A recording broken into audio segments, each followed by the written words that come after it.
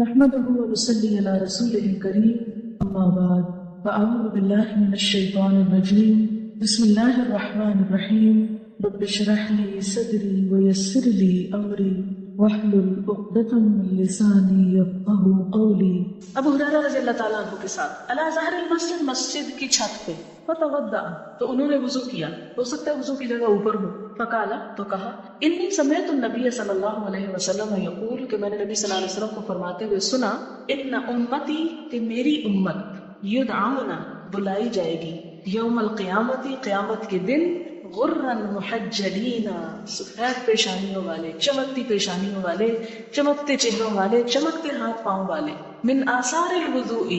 وضو کے نشانوں کی وجہ سے، وضو کے اعضاء کے چمکنے کی وجہ سے، فمن استطاع تو جو کوئی استطاعت رکھتا ہو منکم تم میں سے، ان یطیلا کہ لمبی کر لے غرتہ اپنی سفیدی یعنی بڑھا لے اپنی سفیدی، فلیفعل اسے چاہیے کہ کرے ایسا۔ وضو کرنا ایک مشکل کام ہوتا ہے کیونکہ بہت سے لوگ کہتے ہیں اگر وضو نہ ہوتا تو ہم بہت نمازیں پڑھتے ہیں، ہم سے وضو نہیں ہوتا، اور خاص طور پہ سردیوں کے موسم میں بڑا مشکل